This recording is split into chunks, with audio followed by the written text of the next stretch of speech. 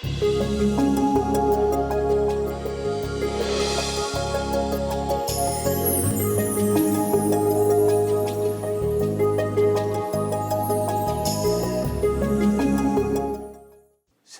ടെലിവിഷൻ്റെ ആഴ്ചതോറുമുള്ള daily mirror എന്ന ഈ programme മാന്യ പ്രേക്ഷകർ ഓരോരുത്തരും അത് കാണുകയും അത് ആസ്വദിക്കുകയും അതിൽ നിന്ന് നിങ്ങളുടെയൊക്കെ ജീവിതത്തിന് ഉപകരിക്കുന്ന എന്തെങ്കിലുമൊക്കെ സ്വാംശീകരിക്കുകയും ചെയ്യുന്നുണ്ടെന്നറിയുന്നതിൽ വലിയ സന്തോഷമുണ്ട്. ഞങ്ങളുടെ ഈ പരിശ്രമം നിങ്ങൾക്കിനിയും നിങ്ങളുടെ ജീവിതത്തിൽ പ്രയോജനകരമാകട്ടെ എന്ന് ആശംസിക്കുകയും ഇന്നത്തെ ഈ എപ്പിസോഡിലേക്ക് ഏറ്റവും സ്നേഹത്തോടെ സ്വാഗതം ചെയ്യുകയും ചെയ്യുന്നു. പതിവ് പോലെ ഇന്നും ദൈവത്തിൻ്റെ വചന പരിചിന്തനത്തോടെയാണ് നമ്മൾ ഈ പ്രോഗ്രാം ആരംഭിക്കുന്നത്. ഇന്നത്തെ വചനഭാഗമായിട്ട് ഞാൻ എടുത്തിരിക്കുന്നത് വിശുദ്ധ യാക്കോബ് ശ്ലീഹ എഴുതിയ ലേഖനം 1-ാം അധ്യായം 26-27 വാക്യങ്ങളാണ്. ഈ വാക്യങ്ങളിൽ യാക്കോബ് ശ്ലീഹ പറയുന്നത് ഭക്തി എന്താണെന്നും ദൈവഭക്തി എന്താണെന്നുള്ളതാണ്. ദൈവഭക്തി എന്താണെന്നുള്ളത് വിശുദ്ധ ബൈബിളിൽ പല സ്ഥലത്തായിട്ട് പറയുന്നുണ്ട്. ഇവിടെ യാക്കോബ് ശ്ലീഹ പറയുന്നൊരു കാര്യം നമുക്ക് വായിക്കാം. താൻ ദൈവഭക്തനാണെന്ന് ഒരുവൻ വിചാരിക്കുകയും തൻ്റെ നാവിനെ നിയന്ത്രിക്കാതെ ഹൃദയത്തെ വഞ്ചിക്കുകയും ചെയ്താൽ അവൻ്റെ ഭക്തി വ്യർത്ഥമത്രേ. പിതാവായ ദൈവത്തിൻ്റെ മുമ്പിൽ പരിശുദ്ധവും നിഷ്കളങ്കവുമായ ഭക്തി ഇതാണ്: അനാഥരുടെയും വിധവകളുടെയും ഞെരുക്കങ്ങളിൽ അവരുടെ സഹായത്തിനെത്തുക, ലോകത്തിൻ്റെ കളങ്കമേൽക്കാതെ തന്നെ കാത്തു സൂക്ഷിക്കുക. രണ്ട് കാര്യങ്ങളാണ് ദൈവഭക്തിയെക്കുറിച്ച് യാക്കോബ് ശ്ലീഹ പറയുന്നത്. ഒന്ന്, അനാഥരുടെയും വിധവകളുടെയും ഞെരുക്കങ്ങളിൽ അവരുടെ സഹായത്തിനെത്തുക. രണ്ട്, ലോകത്തിൻ്റെ കളങ്കമേൽക്കാതെ തന്നെ കാത്തു സൂക്ഷിക്കുക. എന്ന് പറഞ്ഞാൽ തിന്മകളിൽ വീഴാതെ സൂക്ഷിക്കുക. ദൈവഭക്തിയെക്കുറിച്ച് നമ്മൾക്കൊക്കെ ഒരുപാട് സങ്കല്പങ്ങളുണ്ടാകും. ദൈവഭക്തി എന്ന് പറയുന്നത് എന്താ വാസ്തവത്തിൽ? നമ്മൾ ആരെങ്കിലും അതേക്കുറിച്ച് ചിന്തിച്ചിട്ടുണ്ടോ? ചിന്തിച്ചിട്ടുണ്ടാകും, പക്ഷേ വചനം എന്തു പറയുന്നു അതാണ് നമ്മൾ ചിന്തിക്കേണ്ടത്. ദൈവഭക്തി എന്തല്ല എന്ന് നമുക്ക് വേണമെങ്കിൽ പറയാം. എപ്പോഴും പള്ളിയിൽ പോയിരിക്കുന്നതല്ല ദൈവഭക്തി. അല്ലെങ്കിൽ നമ്മുടെ വിശ്വാസത്തിൻ്റെ ബാഹ്യമായിട്ടുള്ള ചിഹ്നങ്ങൾ അണിഞ്ഞുകൊണ്ട് നടക്കുന്നതുമല്ല ദൈവഭക്തി.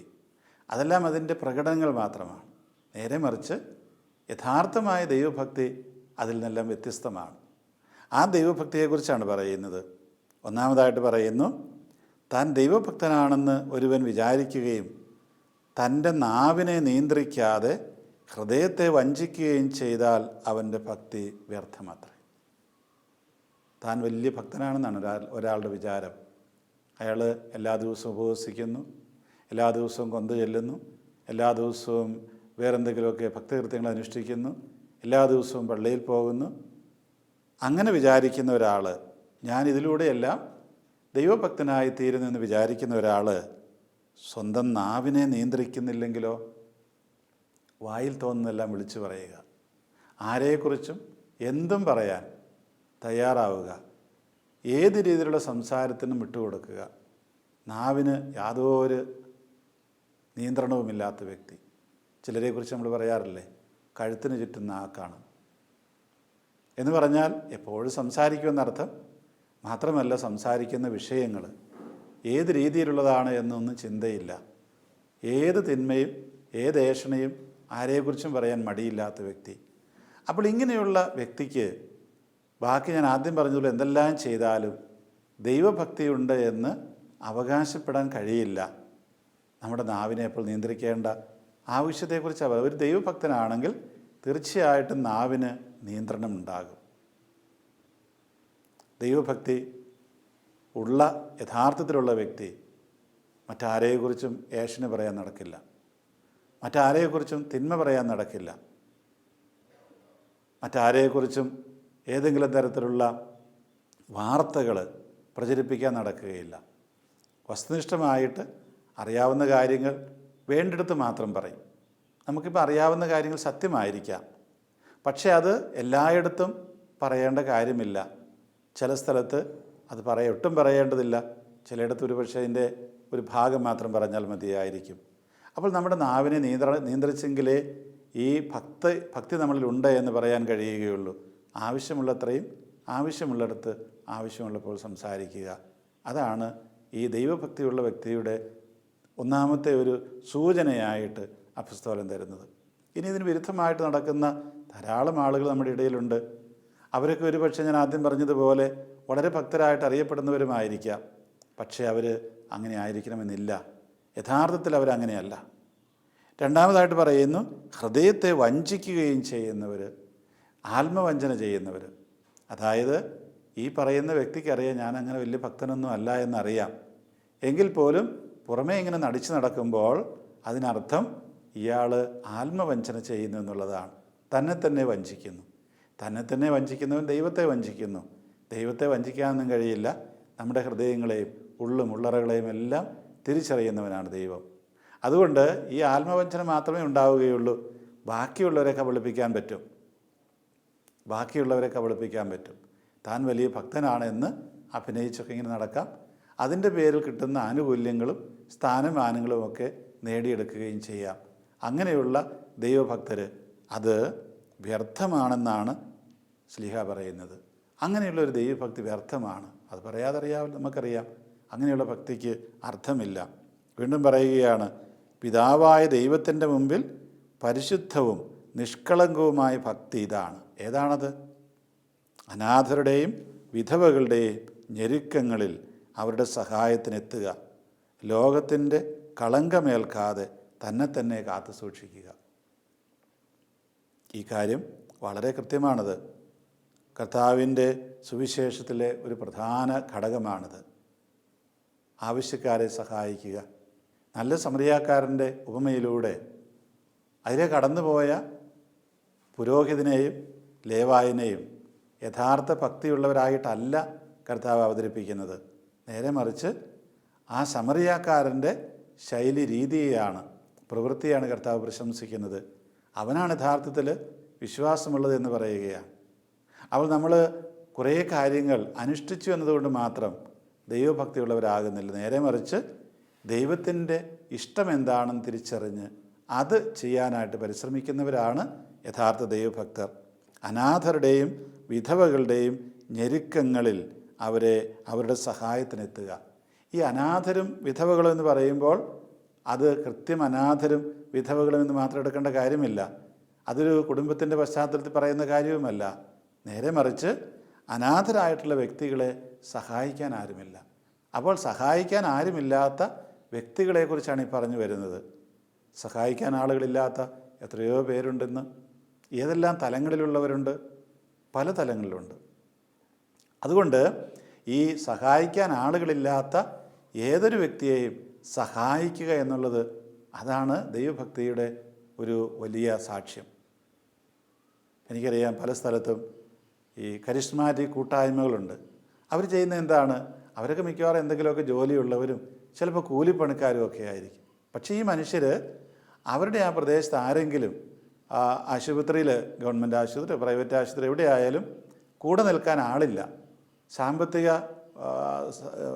സാമ്പത്തികമായിട്ട് മെച്ചപ്പെട്ടവരുമല്ല, അങ്ങനെയുള്ളവർ അറിയിച്ചു കഴിഞ്ഞാൽ ഈ കൂട്ടായ്മയിൽപ്പെട്ടവർ അവർ പകലത്തെ ജോലിയൊക്കെ കഴിഞ്ഞിട്ട് രാത്രിയിൽ അവർ പോയിട്ട് ഈ രോഗികൾക്ക് കൂട്ടുനിൽക്കും.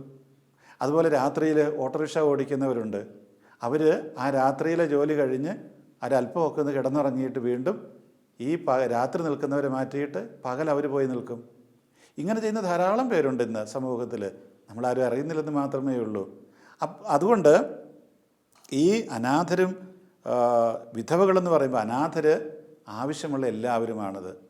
നിൻ്റെ ഈ സഹായം ആവശ്യമുള്ള എല്ലാവരും നിൻ്റെ അയൽക്കാരനാണ് എന്നാണ് കർത്താവ് പറയുന്നത്. അതുകൊണ്ട് ഈ അനാഥർ എന്ന് പറയുന്നിടത്ത് നമ്മളവിടെ വായിക്കേണ്ട കാര്യം എന്താണ്? സഹായിക്കാൻ ആരുമില്ലാത്തവർ. ഏത് തരത്തിലുള്ള സഹായവുമാകാം. ഇത് ഇപ്പോൾ ഞാൻ പറഞ്ഞത് ആശുപത്രിയിൽ കൂട്ടു നിൽക്കുന്ന കാര്യത്തെക്കുറിച്ചാണ്. നേരെ മറിച്ച് വീട്ടിൽ തനിയെ താമസിക്കുന്ന ഒരു ഒരു പ്രായം ചെന്നൊരു വ്യക്തി, ആ വ്യക്തിക്ക് വേണ്ടിയിട്ട് ഭക്ഷണം പാകം ചെയ്ത് കൊടുക്കാം, ആ വ്യക്തിക്ക് വേണ്ടിയിട്ട് തുണി അലക്കി കൊടുക്കാം, വീട്ടിലെന്തെങ്കിലുമൊക്കെ സാധനം വാങ്ങിച്ചുകൊണ്ട് കൊടുക്കണമെങ്കിൽ കൊടുക്കാം. ഇങ്ങനെയുള്ള കാര്യങ്ങളെല്ലാം ദൈവഭക്തിയാണ്. അതേക്കുറിച്ചാണ് യാക്കോബ് പറയുന്നത്. ഇന്നിപ്പോൾ അങ്ങനെയൊക്കെ സഹായം അർഹിക്കുന്നവർ, അതേ സമയത്ത് സഹായം കിട്ടാത്ത ധാരാളം പേര് നമ്മുടെ സമൂഹത്തിലുണ്ട്. ഏതെങ്കിലുമൊക്കെ കാരണവശാൽ ഉപേക്ഷിക്കപ്പെട്ടവർ, പാർശ്വവൽക്കരിക്കപ്പെട്ടവർ, അവരെല്ലാം നമ്മുടെ സമൂഹത്തിലുണ്ട്.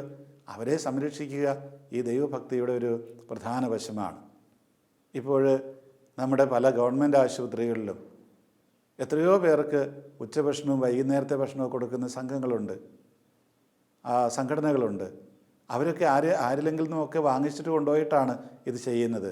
പക്ഷേ അവരുടെ സമയവും അവരുടെ ഊർജ്ജവും എല്ലാം അതിനു വേണ്ടിയിട്ട് അവരുപയോഗിക്കുക ചെയ്യുന്നത്.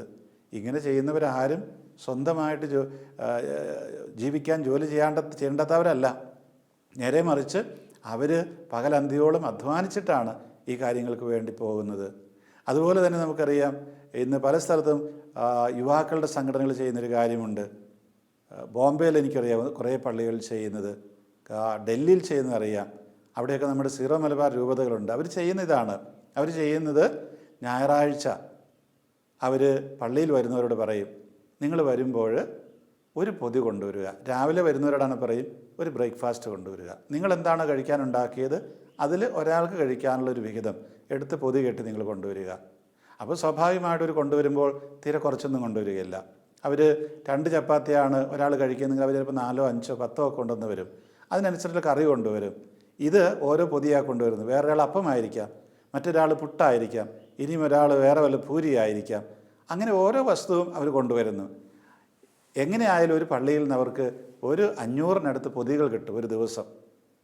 ഉച്ചയ്ക്ക് വരുന്നവരോട് അവർ പറയും, നിങ്ങൾ വരുമ്പോൾ ഒരു പൊതി ചോറ് കൊണ്ടുവരിക. നിങ്ങൾ വീട്ടിലുണ്ടാക്കി കഴിക്കാൻ വെച്ച ആ ചോറിൻ്റെ കൂടെ ഒരല്പം കൂടി ഇട്ട് അരിയിട്ട് കൊണ്ടുവരിക. എല്ലാവരും തന്നെ കൊണ്ടുവരുന്നു എന്ന് പറഞ്ഞാൽ വളരെ സമൃദ്ധമായിട്ട് ആ ചുറ്റുപാടുമുള്ള പാവപ്പെട്ടവർക്ക് കൊടുക്കാനുള്ള ചോറും അതുപോലെ രാവിലത്തെ കാപ്പിയുമൊക്കെ ഇവർ സംഘടിപ്പിക്കുന്നുണ്ട്. സഹായിക്കാൻ ആരുമില്ലാത്ത ധാരാളം പേരുണ്ട്. പ്രത്യേകിച്ച് ആശുപത്രിയിൽ കിടക്കുന്നവർ, ഗവൺമെൻറ് ആശുപത്രികളിൽ കിടക്കുന്ന ഭക്ഷണത്തിന് നിവൃത്തിയില്ല. കാര്യം അവിടുന്ന് മരുന്നൊക്കെ ചിലപ്പോൾ ഫ്രീ ആയിട്ട് കിട്ടും, പക്ഷേ ഭക്ഷണം കഴിക്കാൻ പണം വേണമല്ലോ. ആശുപത്രിയിൽ നിന്ന് കിട്ടുന്നത് മുഴുവനാവുകയില്ല.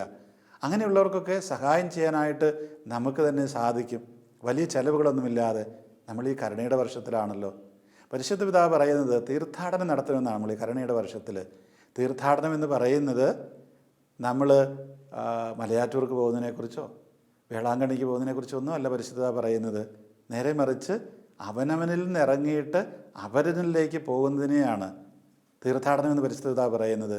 അവനവൻ്റെ ആ സ്വാർത്ഥപരമായിട്ടുള്ള കോട്ടകൾക്കുള്ളിൽ നിന്ന് ഇറങ്ങിയിട്ട് അവരൻ്റെ കുടിലിലേക്ക് പോവുക, അവരൻ്റെ ജീവിതത്തിലേക്ക് കടന്നു ചെല്ലുക, എന്നിട്ട് അവിടെ ദൈവത്തെ കണ്ടുമുട്ടുക, അവരെ സഹായിക്കുക. ഈ കരുണയുടെ വർഷത്തിൽ ഇങ്ങനെയുള്ള ഒരുപാട് കാര്യങ്ങൾ നമ്മൾ ചെയ്യുമ്പോൾ അതായിരിക്കും യഥാർത്ഥത്തിലുള്ള ദൈവഭക്തി എന്ന് പറയുന്നത്. നമ്മുടെ ചുറ്റുപാടും നോക്കുക, എത്രയോ മക്കൾ പഠിക്കുവാനായിട്ട് സ്കൂളിൽ പോകാൻ ഒരുപക്ഷെ പുസ്തകം വാങ്ങിക്കാൻ കാശില്ല, അല്ലെങ്കിൽ വസ്ത്രം വാങ്ങിക്കാൻ കാശില്ല, കുട, ചെരുപ്പ് എല്ലാം വാങ്ങിക്കണം, ഇതിനൊന്നും കാശില്ലാതെ പോകുന്നു. ഞാൻ തന്നെ ഇപ്പോൾ പള്ളികൾ സന്ദർശനത്തിന് പോകുമ്പോൾ ആളുകളോട് പറയാറുണ്ട്, വികാരിച്ചന്മാരോട് പറയും, അവർ പള്ളിയിൽ പറയും, അതായത് ഈ രൂപതയിലുള്ള ബാലഭവനങ്ങളുണ്ട്, അല്ലെങ്കിൽ വൃദ്ധമന്ദിരങ്ങളുണ്ട്, അവർക്ക് ആവശ്യമുള്ള വസ്തുക്കൾ ബാലഭവനങ്ങളിലേക്കാണെങ്കിൽ ഒരുപക്ഷെ പുസ്തകം, കുട, ചെരുപ്പ്, സ്കൂൾ ബാഗ്, അതുപോലെ സോപ്പ്, ചീപ്പ്, മറ്റ് അലക്ക് പൊടികൾ, ഇങ്ങനെയുള്ള ഒരുപാട് കാര്യങ്ങൾ അവർ കൊണ്ടുവരുമെല്ലാം. നോട്ട് പുസ്തകങ്ങൾ, പേന, പെൻസില്, അങ്ങനെ ധാരാളമായിട്ട് അവർ കൊണ്ടുവരും. അങ്ങനെ ചെയ്യുന്ന ധാരാളം വികാരിച്ചന്മാരുണ്ട്. അതുകൊണ്ടൊക്കെയാണ് ഈ ബാലഭവനങ്ങൾ നടക്കുന്നത്. നമുക്ക് ഓരോരുത്തർക്കാകുമ്പോൾ വലിയ ചിലവില്ല. ഇവരെ ഈ കുട്ടികളെ സഹായിക്കാൻ അധികം പേരൊന്നുമില്ല. അപ്പോൾ നമ്മുടെ സഹായങ്ങൾ അത് ദൈവഭക്തിയായിട്ട് തീരുന്നു. ഇതേക്കുറിച്ചാണ് പറയുന്നത്, അനാഥരുടെ സഹായത്തിനെത്തുക, അവരുടെ ഞെരുക്കങ്ങളിൽ അവരുടെ സഹായത്തിനെത്തുക, ആരോരുമില്ലാത്തവർ. അതുപോലെ വൃദ്ധസദനങ്ങളിൽ ധാരാളം പേരുണ്ട്. അവരെയൊക്കെ സംരക്ഷിക്കാൻ ഒരു തരത്തിൽ വൃദ്ധസദനങ്ങളൊക്കെ ഉണ്ടാകും. പക്ഷേ അനുദിനമുള്ള ഭക്ഷണം വേണം, അല്ലെങ്കിൽ വസ്ത്രം വേണം, അവർക്ക് കിടക്കാനുള്ള സംവിധാനങ്ങൾ വേണം, കുളിക്കാനുള്ള സംവിധാനങ്ങൾ വേണം. ഇതൊക്കെ നമുക്ക് ചെയ്യാനായിട്ട് കഴിയും. അനാഥരുടെ സംരക്ഷണം ദൈവഭക്തിയാണത്. ഇങ്ങനെ ഒരുപാട് പേര്, ധാരാളം വിഭാഗക്കാർ നമ്മുടെ സമൂഹത്തിൽ സഹായം അർഹിക്കുന്നവരായിട്ടുണ്ട്. അവരെയൊക്കെ സഹായിക്കുക എന്നുള്ളതാണ് യഥാർത്ഥമുള്ള ദൈവഭക്തി എന്ന് പറയുന്നത്. ചില ബസ്സുകാരുടെ കഥ പത്രത്തിൽ വായിച്ചു, ഓട്ടോറിക്ഷക്കാരുടെ കഥ വായിച്ചു. ആ ബസ്സുകാരെന്താണ്, മാസത്തിൽ ഒരു ദിവസം അല്ലെ 2 ദിവസം അവർ ഓടിയെടുക്കുന്ന കിട്ടുന്ന പണം മുഴുവൻ ഒരു രോഗിക്ക് വേണ്ടിയിട്ട് അവർ ചെലവഴിക്കുന്നു. ചിലപ്പോഴൊക്കെ നമ്മൾ കാണാം, പത്രങ്ങളിൽ കാണാം, ഈ രോഗി സാമ്പത്തിക സഹായം തേടുന്നു. അതായത് പ്രദേശങ്ങളിലൊക്കെ ഉണ്ടാവും അങ്ങനെയുള്ളവർ. അവർക്ക് വേണ്ടിയിട്ട് ഈ ബസ്സുകാരെന്ത് ചെയ്യുന്നു, ഓരോ ദിവസവും കിട്ടുന്ന വരുമാനം അതിനുവേണ്ടി മാറ്റിവെക്കുന്നു. അപ്പോൾ എന്താ ചെയ്യുന്നത്, ആ ജോലി ചെയ്യുന്നവരും അവരുടെ ശമ്പളം മാറ്റിവെക്കണം. കാരണം ജോലിക്ക് ശമ്പളം കിട്ടുന്നത് ഇതിൽ നിന്ന് കിട്ടുന്ന ആദായം കൊണ്ടാണ്. ഓട്ടോറിക്ഷക്കാരുടെ സംഘടനകളുണ്ട്, അവരിതുപോലെ ചെയ്യുന്നു. അവർക്ക് കിട്ടുന്നതിൻ്റെ ഒരു ഓഹരി അവർ ഈ ആവശ്യത്തിലേക്ക് നീക്കി വയ്ക്കുന്നു. പ്രിയമുള്ളവരെ, നമ്മൾ ഓർക്കുക, നമുക്ക് അനാഥരെ സഹായിക്കാനായിട്ട് ധാരാളമായ വഴികളുണ്ട്. പക്ഷേ നമ്മളൊരല്പം വേണ്ട എന്ന് വെക്കേണ്ടി വരും. നമുക്കുള്ള എല്ലാ സൗകര്യങ്ങളും അനുഭവിച്ചിട്ട് പക്ഷേ കൊടുക്കാൻ പറ്റിയെന്ന് വരില്ല. അല്പമൊക്കെ വേണ്ടെന്ന് വെക്കുകയാണെങ്കിൽ തീർച്ചയായിട്ടും സാധിക്കും. ഞാൻ പലപ്പോഴും ഓർക്കുന്നൊരു കാര്യമുണ്ട്, വൈദികർ, സന്യസ്തർ, വിവാഹിതരൊക്കെ നമ്മളുടെയൊക്കെ പട്ടത്തിൻ്റെ അല്ലെങ്കിൽ വിവാഹത്തിൻ്റെ ഒക്കെ ജൂബിലി വരുന്നു. നമുക്ക് ഈ ജൂബിലിയിൽ ഒരല്പം കുറവ് വരുത്തിയാൽ നമുക്ക് സഹായിക്കാൻ സാധിക്കുകയില്ലേ? തീർച്ചയായിട്ടും സഹായിക്കാൻ സാധിക്കുമെന്നാണ് ഞാൻ കരുതുന്നത്. അപ്പോൾ നമുക്ക് അങ്ങനെ നമുക്കൊരല്പം വേണ്ടെന്ന് വെക്കുമ്പോഴാണ് അത് വേദനാജനകമായി തീരുകയും രക്ഷാകരമായി തീരുകയും ചെയ്യുക. നമ്മൾക്കവിടെ ആ ആഘോഷം അല്പം കുറച്ചതുകൊണ്ട് ഒന്നും സംഭവിക്കാനില്ല. പലപ്പോഴും ഇങ്ങനെ ഇടവകളിലൊക്കെ ഞാൻ പറയാറുണ്ട്, നിങ്ങൾ പെരുന്നാൾ നടത്തുമ്പോൾ നിങ്ങളുടെ ബഡ്ജറ്റിൻ്റെ 5% രൂപതാ കേന്ദ്രത്തിലേക്ക് തരിക. അവിടെ വിദ്യാഭ്യാസ ഫണ്ടുണ്ട് പാവപ്പെട്ട കുട്ടികളെ പഠിപ്പിക്കാൻ, അത് നിങ്ങൾ അതിലേക്ക് തരണം. അപ്പോൾ അവർ പറയും ഞങ്ങൾ തന്നേക്കാം, പക്ഷേ ഞങ്ങളുടെ ബഡ്ജറ്റ് കുറവൊന്നും വരുത്തുകയില്ല. അതല്ല, നമ്മൾ നമ്മുടെ കണ്ണിനും കാതിനും ഒക്കെ ഇമ്പം തരുന്ന വെടിക്കെട്ടായിരിക്കാം, ബാൻഡ് മേളമായിരിക്കാം, അതിലൊരു 5% കുറവ് വരുത്തിയിട്ട് അത് വേണം തരാനായിട്ട്. അപ്പോഴാണത് യഥാർത്ഥത്തിലുള്ള ദൈവഭക്തിയായിട്ട് മാറുക. മറ്റത് നമുക്ക് മിച്ചം കിടക്കുന്നത് കൊടുക്കുന്നതാണ്, അതിൽ വലിയ കഥയില്ലല്ലോ. ഇങ്ങനെ അനാഥരെ സഹായിക്കാനായിട്ട് അനേകം വഴികളുണ്ട്. നമ്മുടെ തന്നെ കുട്ടികളുടെ വസ്ത്രങ്ങളെടുത്ത് നോക്കുക, കുട്ടികൾ പെട്ടെന്ന് വളരും. അത് മാത്രമല്ല, നമ്മുടെ കുട്ടികൾക്ക് ഒരുപാട് ജോഡി വസ്ത്രങ്ങളുണ്ട്. ഓരോ വർഷവും പുതിയത് വാങ്ങിക്കുന്നു. അങ്ങനെ വാങ്ങിക്കുമ്പോൾ ആ വസ്ത്രങ്ങൾ, പഴയ വസ്ത്രങ്ങൾ അവർ കളയും. ചിലപ്പോൾ ഒരു 2-3 പ്രാവശ്യമേ ഇട്ടുള്ളായിരിക്കും. എന്തുകൊണ്ട് നമുക്ക് ആ വസ്ത്രങ്ങൾ അതിൽ തന്നെ ഒരു അല്പം ഒന്ന് കുറവ് വരുത്തിയിട്ട് 10 ജോഡി വാങ്ങിക്കേണ്ടടുത്ത് ഒരു 3-4 ഒക്കെ ആയിട്ട് നമുക്ക് കുറയ്ക്കാൻ പറ്റുമെങ്കിൽ അതാണ് ഈ ദൈവഭക്തി എന്ന് പറയുന്നത്. നമ്മളുടെ മക്കളെ നമ്മൾ ഈ ദൈവഭക്തിയിൽ വളർത്തിക്കൊണ്ട് വരിക എന്ന് പറഞ്ഞാൽ ദൈവമുണ്ട് എന്ന് വിശ്വസിപ്പിച്ച് വളർത്തിക്കൊണ്ട് വരികയല്ല. അതിലുപരിയായിട്ട് ദൈവമുണ്ട് എന്നും ആ ദൈവം നമ്മളിൽ നിന്ന് ആവശ്യപ്പെടുന്നത് ഇതാണ് എന്നും, ഇതാണ് യഥാർത്ഥമുള്ള ദൈവഭക്തി എന്നും അവരെ പറഞ്ഞ് മനസ്സിലാക്കുക. അത് വന്നു കഴിയുമ്പോൾ അവർക്ക് യഥാർത്ഥ ദൈവഭക്തി ഉണ്ടാവുകയും പ്രാർത്ഥനയിലും അതുപോലെ ഭക്തകൃത്യങ്ങളൊക്കെ അവർ വളരുകയും ചെയ്യും. സംശയമൊന്നും വേണ്ട കാര്യത്തിൽ. ഈ അനാഥരുടെ കാര്യം നമ്മൾ മറക്കാതിരിക്കുക. നമ്മുടെ പരിശുദ്ധ പിതാവ് ഫ്രാൻസിസ് പാപ്പ തിരഞ്ഞെടുക്കപ്പെടുന്ന അവസരത്തിൽ മാർപ്പാപ്പയായിട്ട് അദ്ദേഹത്തിൻ്റെ തിരഞ്ഞെടുപ്പ് കഴിഞ്ഞു, തിരഞ്ഞെടുത്തു എന്നറിഞ്ഞു ഉടനെ തന്നെ അടുത്തിരുന്നൊരു കർദിനാൾ പറഞ്ഞൊരു കാര്യം രഹസ്യമായിട്ട് ചെവിയിൽ പറഞ്ഞത് അദ്ദേഹം പിന്നീട് വെളിപ്പെടുത്തുകയുണ്ടായി. പാവങ്ങളെ മറക്കരുത്. അതുകൊണ്ട് തന്നെ അദ്ദേഹം ആ ഒരൊറ്റ വാചകം കൊണ്ടാണ് ഫ്രാൻസിസ് എന്നുള്ള പേരെടുത്തതെന്ന് പറയുന്നു. ഫ്രാൻസിസ് അസീസി എന്നുള്ള പേര് അദ്ദേഹം അസീസി ഓർമ്മിച്ചുകൊണ്ടാണ്. ഇതുവരെ ഒരു മാർപ്പാപ്പ അങ്ങനെ ഒരു പേരെടുത്തിട്ടില്ല. മാർപ്പാപ്പ എപ്പോഴും പറയുന്നൊരു കാര്യം, ഒരു തീമുണ്ട്, അത് കരുണ എന്നുള്ള തീമാണ്. കരുണ എന്ന് പറയുന്നത് തെറ്റുകളെല്ലാം ക്ഷമിക്കുന്ന അല്ലെങ്കിൽ വകവെച്ചു കൊടുക്കുന്നതല്ല. തെറ്റാണെന്ന് നമ്മൾ പറയണം. നേരെ മറിച്ച് കരുണ എന്ന് പറയുന്നത് അതൊരു മനോഭാവമാണ്. ഈ മനോഭാവം വന്നു കഴിയുമ്പോൾ ഈ തെറ്റിനെയും നമുക്ക് ആ രീതിയിൽ കൈകാര്യം ചെയ്യാൻ പറ്റും. അതുപോലെ തന്നെ ആ തെറ്റിൽ അവരെ പശ്ചാത്തപിപ്പിക്കാനായിട്ട് കഴിയും. അപ്പോൾ ഇങ്ങനെ ഈ കരുണയുടെ തീമാണ് നിരന്തരമായിട്ട് പരിശുദ്ധ പിതാവ് പറയുന്നത്. ഈ അനാഥരോടുള്ള അല്ലെങ്കിൽ ആവശ്യക്കാരോടുള്ള വലിയൊരു പ്രതിബദ്ധത അദ്ദേഹത്തിനുണ്ട്. അതുകൊണ്ടാണ് ഈ കാര്യങ്ങൾ നിരന്തരമായിട്ട് പറയുന്നത്. അദ്ദേഹം അവിടെ ലെസ്ബോസ് എന്ന് പറയുന്ന ഒരു അഭയാർത്ഥി ക്യാമ്പിൽ പോയിട്ട് വന്നപ്പോൾ 12 കുടുംബങ്ങളെ കൊണ്ടുവരികയാണ്. അഭയാർത്ഥി കുടുംബങ്ങളെ, ഒരുപാട് കുടുംബങ്ങളുണ്ട്, അതിൽ 12 പേരെ അദ്ദേഹം കൊണ്ടുവരികയാണ്. അത് നമ്മുടെ ക്രൈസ്തവ മതക്കാർ പോലുമല്ല, മറ്റ് മതസ്ഥരാണ്. അവരെ കൊണ്ടുവന്നതിനെക്കുറിച്ച് ഒരുപാട് പേര് വിമർശിച്ച് പറയുന്നുണ്ട്. പക്ഷേ മാർപ്പാപ്പ അതൊന്നും പരിഗണിക്കുന്നില്ല. ചുരുക്കത്തിൽ ഈ സഹായിക്കാൻ ആളുകളില്ലാത്തവരെ സഹായിക്കുക എന്നുള്ളത് ദൈവഭക്തിയാണ്. അതിൻ്റേതായിട്ടുള്ള റിസ്ക്കുകളുണ്ട്. ഇപ്പോൾ മാർപ്പാപ്പ ആ അഭയാർത്ഥികളെ കൊണ്ടുവരുമ്പോഴുണ്ടാകുന്ന റിസ്ക്കുകളുണ്ട്. അതൊക്കെ ഉള്ളപ്പോൾ പോലും അതിന് തയ്യാറാകുക എന്നുള്ളതാണ് ദൈവഭക്തി എന്ന് വിശുദ്ധ യാക്കോബ് ശ്ലീഹ നമ്മളെ ഓർമ്മപ്പെടുത്തുകയാണ് ചെയ്യുന്നത്. അനാഥരെ സംരക്ഷിക്കുക. വീണ്ടും നമുക്കറിയാം, നമ്മുടെ വൃദ്ധമന്ദിരങ്ങളിൽ, അതുപോലെ നമ്മുടെ കുടുംബങ്ങളിൽ എത്രയോ പേര്, മക്കളൊക്കെ ദൂരെ ആയിരിക്കാം, അല്ലെങ്കിൽ സാമ്പത്തികമായിട്ട് ഒന്നും ഇല്ലായിരിക്കാം, അവരെയൊക്കെ നമുക്ക് സഹായിക്കാനായിട്ട് കഴിയുക. രണ്ടാമതായിട്ട് യാക്കോബ് ശ്ലീഹ പറയുന്നത് വിധവകളുടെ കാര്യത്തിൽ ഇത് തന്നെയാണ് പറഞ്ഞു വരുന്നത്. ബലഹീനരായിട്ടുള്ളവർ, വിധവകൾ അവരുടെ ഭർത്താക്കന്മാർ മരിച്ചവരാണ്. അപ്പോൾ പിന്നെ സഹായിക്കാൻ ആരുമില്ല, അല്ലെങ്കിൽ അവർക്ക് ഒരു ബലഹീനതയുണ്ട്, അവരുടെ ഒരു കൈ നഷ്ടപ്പെട്ടു പോയതുപോലെയാണ്. അപ്പോൾ അവരുടെ ഒരു കൈയായിട്ട് നമ്മൾ രൂപാന്തരപ്പെടുക, അവർക്ക് വേണ്ടി ഒരു താങ്ങാകുക, അവർക്ക് വേണ്ടിയിട്ട് ചെയ്തു കൊടുക്കാൻ തയ്യാറാകുക. അത് വിധവകളുടെ കാര്യം മാത്രമല്ല, വളരെ സമ്പന്നയായ ഒരു വിധവയുടെ കാര്യത്തിൽ നമ്മളൊന്നും ഇടപെടേണ്ട ആവശ്യമില്ല. നേരെ മറിച്ച് ഇവിടെയും ഈ ഒരു കൈ താങ്ങു കൊടുക്കുവാനായിട്ട് ഇല്ലാത്ത ധാരാളം പേരുണ്ടാകും. അവരെയാണ് നമ്മൾ പരിഗണിക്കണമെന്ന് പറയുന്നത്. ഈ സമൂഹത്തിൽ എത്രയോ പേരുണ്ട്, അങ്ങനെ ഒരുപാട് പേരുണ്ട്. അപ്പോൾ വിധവകളുടെ കാര്യം, ഞെരുക്കങ്ങളിൽ അവരുടെ സഹായത്തിനെത്തുക. ഞെരുക്കമുള്ളിടത്ത് നമ്മൾ പോയാൽ മതി, എല്ലായിടത്തും എത്ര നിർബന്ധമൊന്നുമില്ല.